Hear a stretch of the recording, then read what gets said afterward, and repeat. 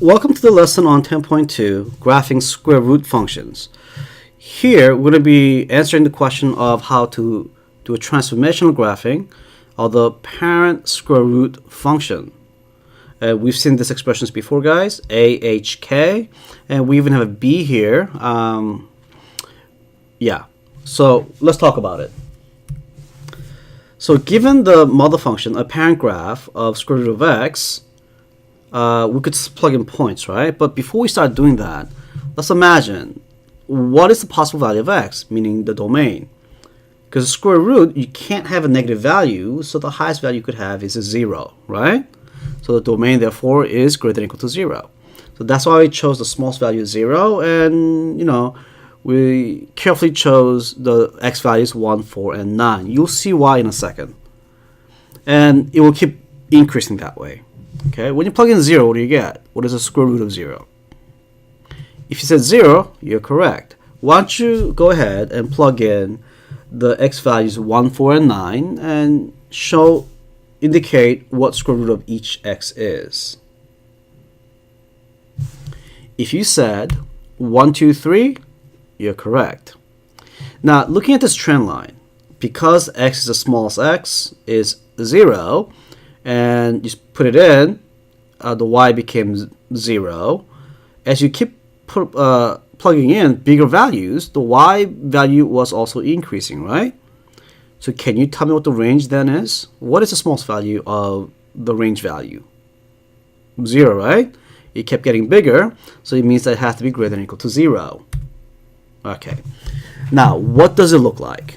We could use this table to plug in the values in. When you do that, those are it, and we connect them going this way forever. And sorry, I cannot put the arrow sign with Desmos, but there's an arrow sign going this way, and that's a point. So that begs the question, what happens as x goes to infinity? We notice that the y value is still increasing, not as fast, but it's still increasing. Therefore, y is also going to infinity. And there's a question that follows up here, guys. Why does the behavior of the square root function only need to describe at one end? I've been sort of like implying that for the last minute or so. Why don't you think about that, and let's discuss that in class. Okay? All right. Now, we've done this before. What does h do to a function, regardless of what square root is? If you told me that it's a translation to the right, right? It slides to the right, then you're correct. But by how much? It's by h, right? In this case, the h is 2, so the answer is 2. If you're to graph that, guys, the entire picture of the square root of x that you saw before slides to the right by 2. If it's plus 2, what happens? That's right, it's a translation to the left of the graph f of x square root of x by 2 units. When you graph it, it slides to the left. Okay, good. So you should have done that you should do that on your own, either using graphing calculator or desmos.com. So, just make sure you do it yourself. Don't assume that everything I do is correct, okay? Now, we got 2 more problems that we need to work on, but I'm going to leave that exercise up to you, and we will confirm that in a classroom, okay? And I'll give you a few minutes to work on it and talk to your classmates as well. All right. So we need to sort of generalize how things move, right? Because in the past, both with the parabolas, we've used actually the 0, 0 and 1, 1, and depending on the value of h and k or a, we try to predict what 1, 1 became, right? All right. So in this particular case, with a parent function, if you start with a 0, 0, with this particular transformation, the 0, 0 becomes hk, right? And same thing with this one as well, okay? It's just starting point.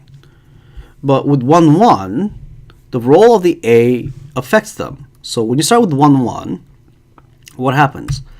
If you said h plus 1, that is correct, obviously, it moves h value by 1, but what happens is when you do that, square root of 1 is 1 times A is A plus K, right? So you should get K plus A. Did that make sense? All right, we'll talk more about that in class if you had a question on it. And this one, I'd rather explain to you in person. So write it down for now, and we'll talk more about it, okay? All right, let's do one more example. So we have this picture, guys. We have a parent function, f of x equals to square root of x. We have g of x, where it's 2 square root of x, x minus 3 minus 1. Why don't you fill A, H, K first? Okay? If you said 2, 3, negative 1, then you're correct. What happened to 0, 0 from the previous slide? It was just simply HK, right? Which happens to be 3, negative 1. And what is 1, 1 in this case? If you plug in the correct values, we shift 1 to the right from 3, and then we go up 2 because of this, right? From here, so negative 1 plus 2 gives you 1. If that was a little confusing, it's okay, right? You don't really have to memorize this particular step, because we could actually do this the way that we used to, which is, the first thing we could do is HK, slide it across, right? So it goes up to the right by 3 and down by 1. And then height from here to here is what? 1. Because A is 2, we double the height. So this will become here, and that will double from here to here, and which will give you this picture. So there it is, a graph of g of x in green, and graph of f of x, square root of x, in blue. Let us answer this question of domain. In the original parent function, parent graph, the domain was greater than or equal to 0. Because it's been shifted by 3, what do you think would happen? That's right. The smallest value used to be 0, because now being shifted to the right by 3, you'll get this picture, the green picture, guys, right? So x has to be greater than or equal to 3. And looking at the picture, obviously, y has to be greater than or equal to negative 1. Oops, I just realized that there is a mistake here. No, there's not. Okay, so that's correct. Okay. Yeah, I mean, one of the best ways to be able to deal with domain and range value is that if you're really good at graphing, it really answers the question, and you could just look at it. Okay.